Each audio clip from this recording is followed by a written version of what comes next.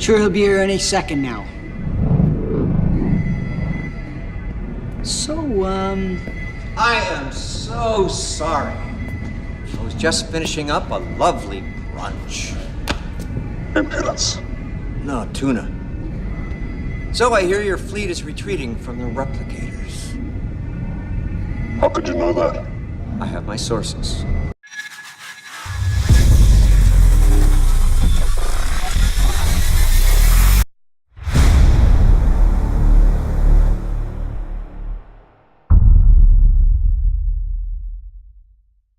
The weapon on the car was built by the ancients. It is not only capable of destroying the replicators, but all life in the galaxy. And your own sweet self included. Yes. So why would you use it? I would not. But there is one who would. One who can survive such pervasive devastation. Oh, please don't tell me. Anubis. I asked you not to tell me.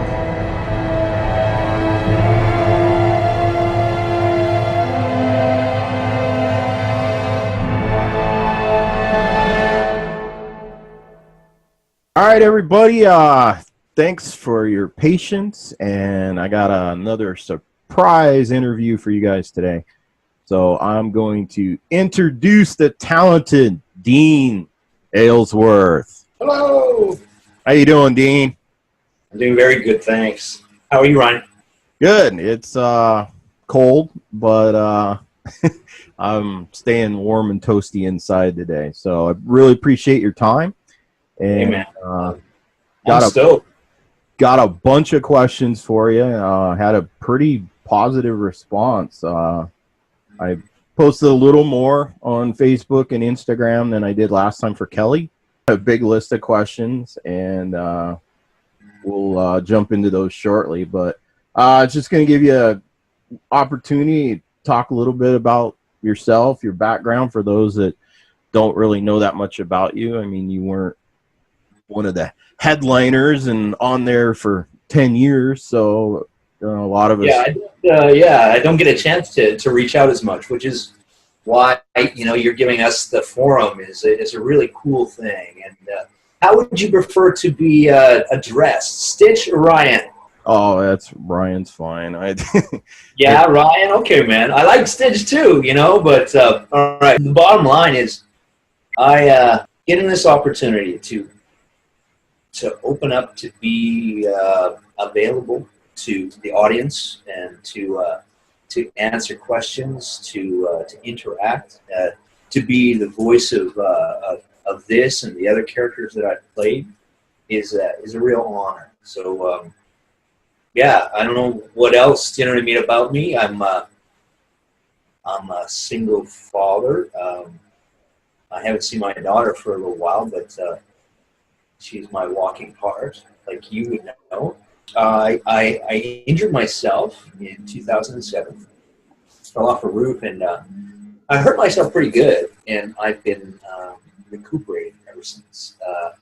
Recuperating in the sense of getting literally back on my feet, creating more shows, more stories, auditioning and acting a lot more. As you can see in my resume, I continue to keep working. Professional storyteller, I guess. Yeah. Well, you had a little bit of a military background. You're what, Irish, Scottish, Native American. You're 40, born June 11th, 1970. That's it. That's me. Yeah. Yeah. I have some military family certainly who've been involved in our First World War and our Second World War and our Korean conflicts. The Mackays and the Aylesworths as well. The Aylesworths in the Navy and the Mackays in the military. Nice. Up here in Canada. Yeah, the Royal Canadian Military and the Royal Canadian Navy. Yeah. And that's a great honor, but not one that I personally have done. I tried to honor the military by going and sharing with the veterans themselves. What we did is we recruited young men from schools, high schools, men who would be of the same age as the men who were going into the conflicts. This being, we recreated World War I, World War II, and a Korean conflict. In that we did it as a stage live play, and we went to each one of the barracks all across Canada, bringing these young men from usually in the schools, in the high schools, they had drama clubs, and the man who had organized this from Veterans Affairs Canada had picked them out. There's a couple of people who've gone on to do some things. I've been really proud of that. I don't know. I mean, the military service is a very dear thing, and for me to say that I've served is, it's disingenuous. I have some pride in it, but I've not personally, Well, and I think that's one of the cornerstones of the Stargate fandom. Yes, sir. Not only did the Air Force consult and help out, there was a huge fan base, people like myself, even though I was Navy and don't really wear the Air Force patch, but we all saw what they put into it, and whether it was Amanda doing USO tours or, re-enlisting me, and Good. that interaction that we saw from personal life all the way to on set, and the realism that the writers and the directors and the producers put into the show itself. I think that's what really carried over with the fandom and made it such a amazing show.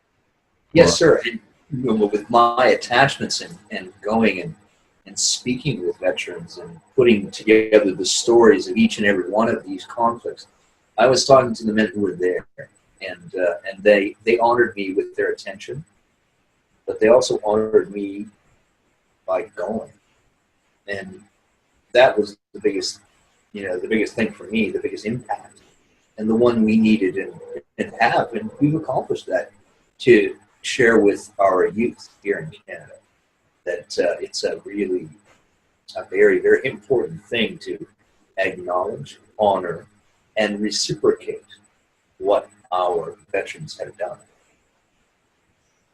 Well, it's definitely a sacrifice, but I don't want to get too deep and heavy in the I know, man. political stuff, and the ramifications of war and all that. But I definitely want to talk more about your career. Right on. I was an X-Files fan, and believe it or not, the very first convention I ever went to in San Diego was an X-Files convention. And it was back right around the time it looks like that you were started. So your first episode was Musings of a Cigarette Smoking Man. Now that aired 17 November 1996. It's pretty accurate, yeah. Somewhere around that time. Well, X-Files started in 93, I believe. So it was about 93, 94 when I went to the convention. I have one autograph from way back then when I went, and one of the bad guys was there, and I got his autograph. It was like one of my first autographs. But I haven't been to an X-Files convention yet, but 96 I believe it was, because it was the fourth season that I first appeared as young Bill Mulder on the X-Files, yes. And then I carried on between season 4 and 5. I did the Musings of the Cigarette Smoking Man was the first one. And then the second one was Demons. And the third one was called Traveler. Yep.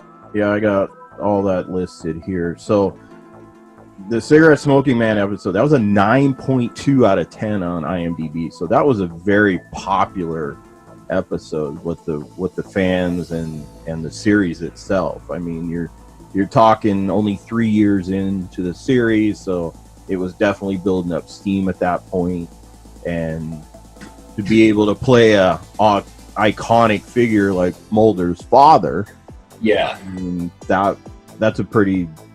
So you would have filmed that probably late 95, early 96 by the time that aired in November, depending on what hiatus they had. I don't remember. I think it was on Friday nights, but I don't remember, you know, if it was would have been a fall, winter. That would have been the third season, probably, something like that. Mm-hmm. And then Demons aired 11 May 97, so the following spring. So you would have filmed that probably shortly after. So they would have been airing while they were filming the next season. Very close. Yeah, it was like, and I was like, okay. And I just, Looks like, a little bit of a gap. Travelers aired 29 March 98, so the following spring. That's right. And but Demons was also a 8.2 out of 10, and Travelers was a 7.7 out of 10. So all fantastic episodes. I mean, you know, these were definitely episodes that were followed. Did you tell us a little bit about your experience on X-Files? Oh, the X-Files was just such a lovely experience through and through.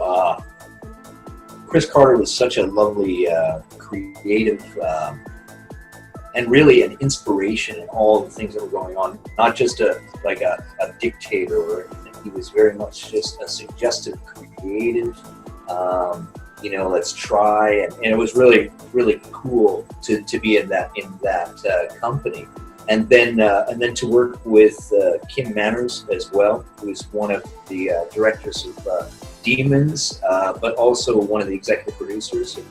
And Kim has since passed on, and may he rest in peace. And he was just a lovely, very, very fun guy. I mean, he directed so many episodes of that show, and he always wanted a Snickers bar, I remember, and he told me about directing. I was always kind of the guy who, if I wasn't in the scene, I still am. If I wasn't in the scene, I like to sort of stand behind I don't know, it's like in Video Village, the director's usually sitting there with the earphones on, and they can see a video of what the camera is shooting and everything. And I like to sort of quietly stand behind that if I'm not on camera.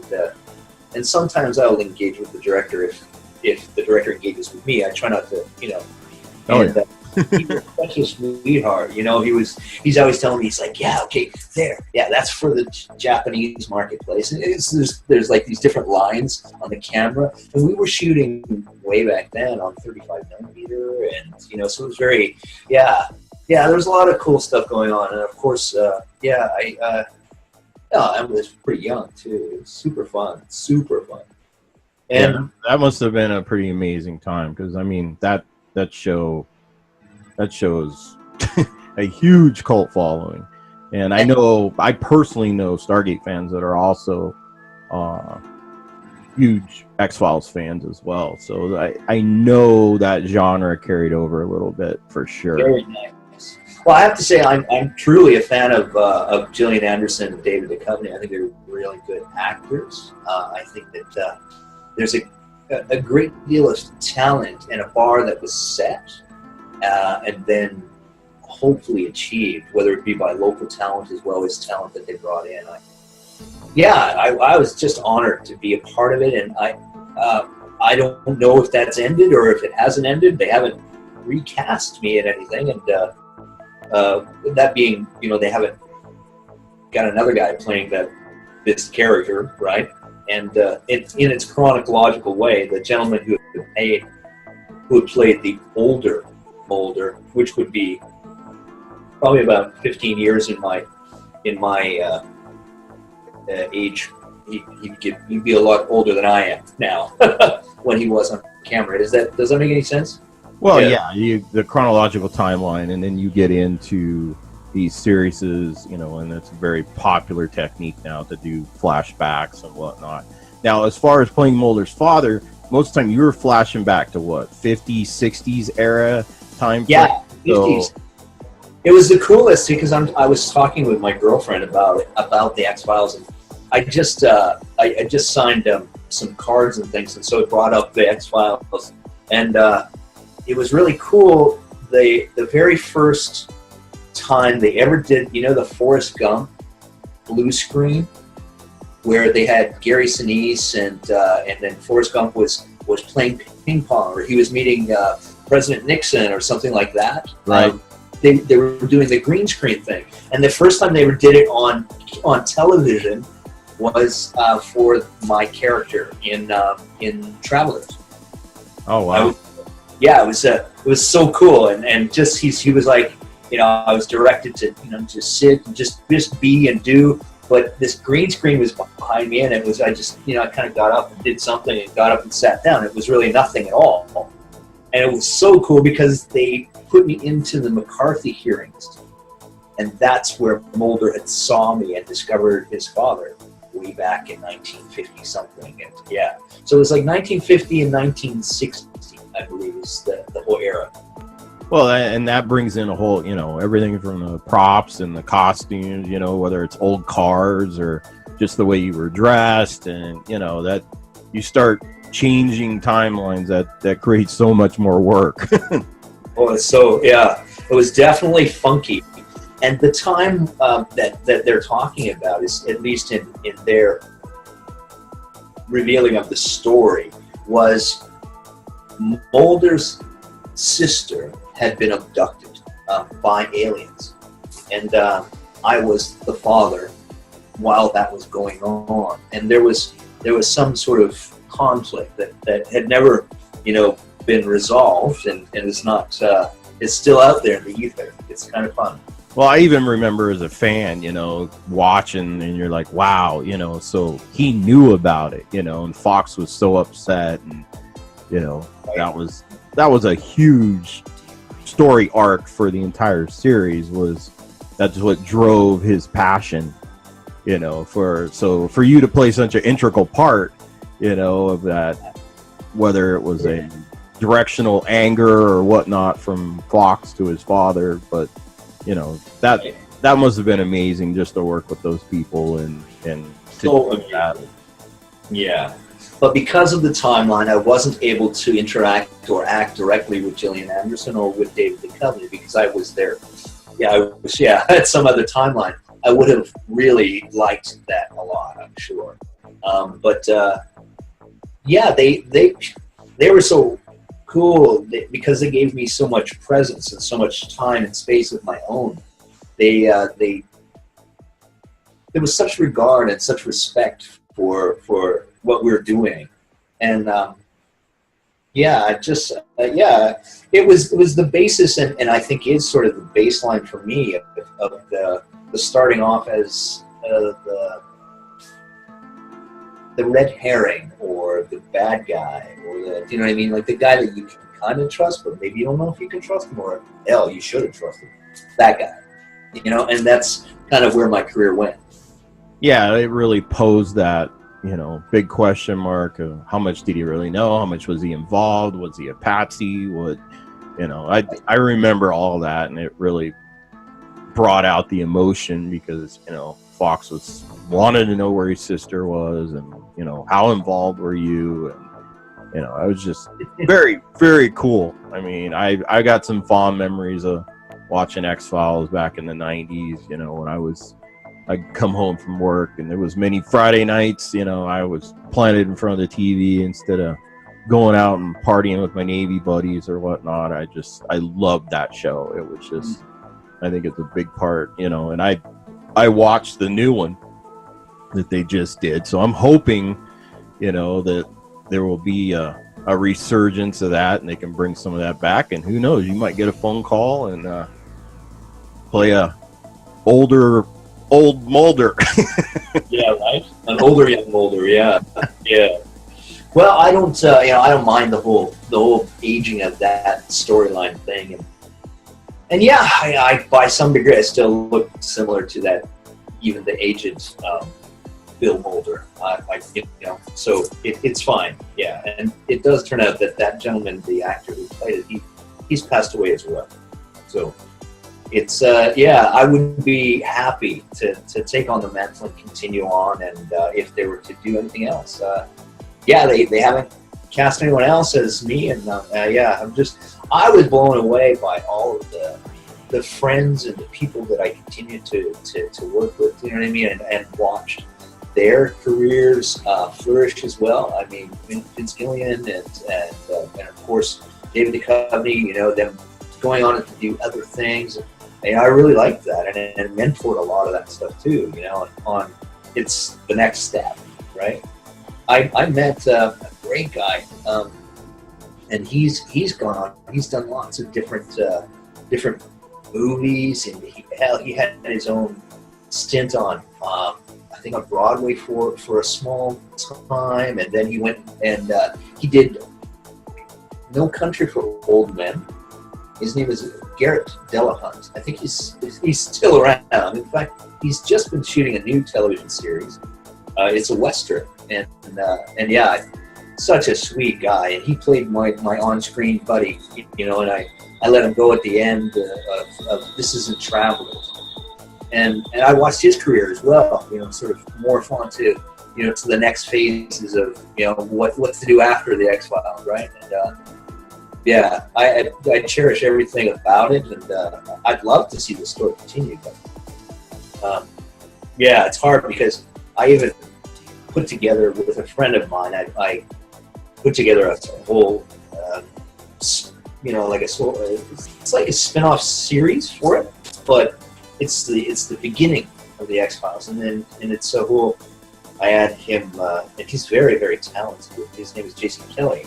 I had him, you know, sort of just use my idea as a seed, and then he flourished into something really quite creative and really, really cool. And it's kind of out there. I don't know if they're getting it made, but we'll see. So yeah, maybe another phone call. I keep hearing all this stuff.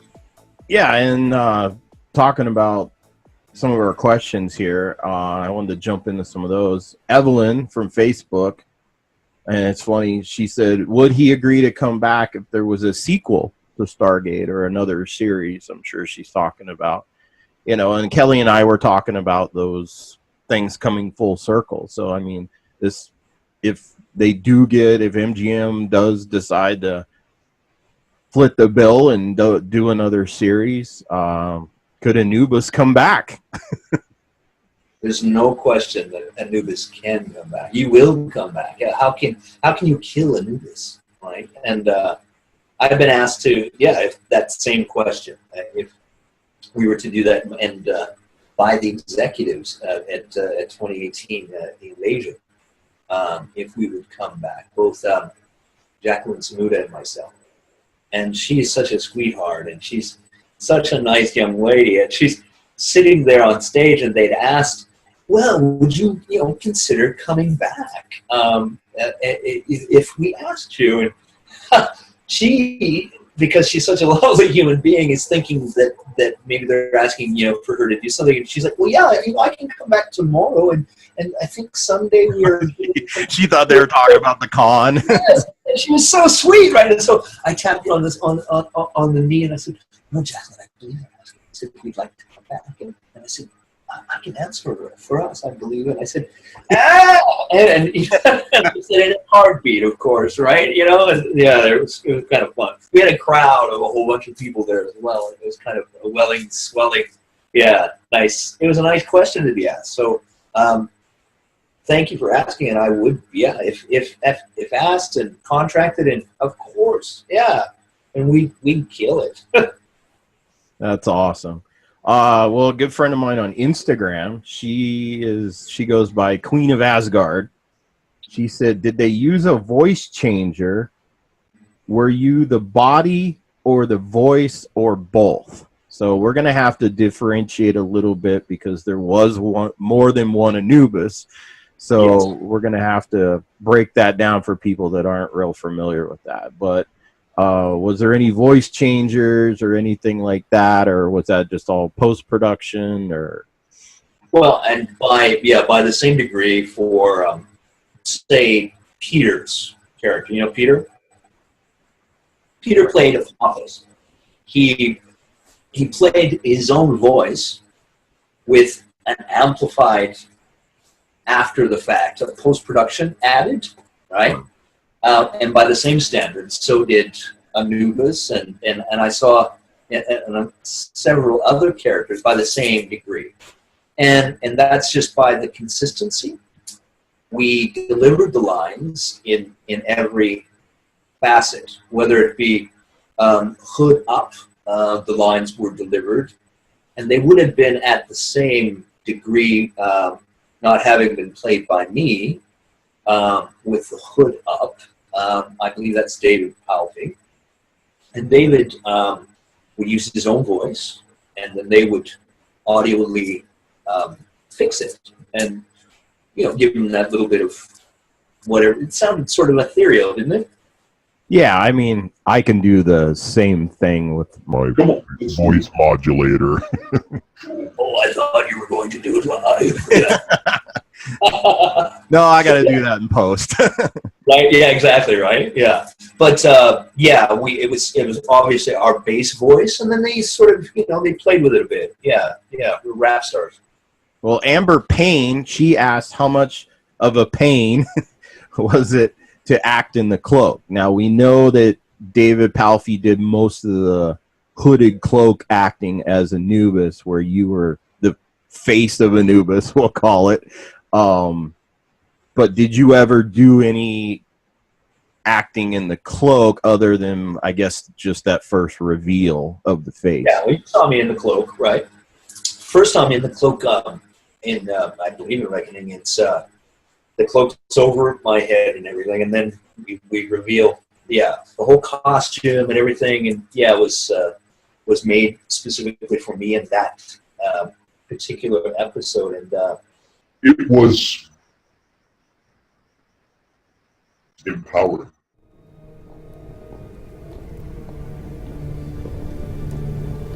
I've received word from the battle. The bulk of the fleet continues to engage the replicators as you have ordered. However, I believe it would be wise to pull our forces back. If we stop confronting the enemy on so wide a front, it may slow their advance and allow us a chance to mount a proper defense. You doubt my power? Of course not. But your fleet is falling into their hands rapidly. Not even the Cull warriors. Do not concern yourself. When the time is right, I promise you, this nuisance will be dealt with. Trust in me. As always. Hey everyone, that concludes part 1 of my interview with Dean. I want to thank him for his time, and we will be bringing you part 2 very soon. Again, thanks for watching, please subscribe, and we'll talk to you soon.